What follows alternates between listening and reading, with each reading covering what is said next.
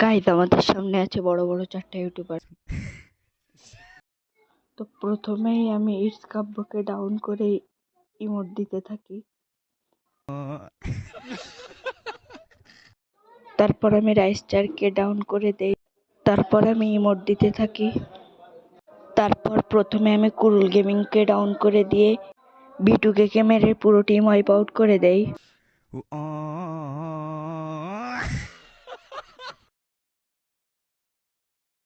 Guys আমাদের সামনে আছে বড় বড় 4টা ইউটিউবার।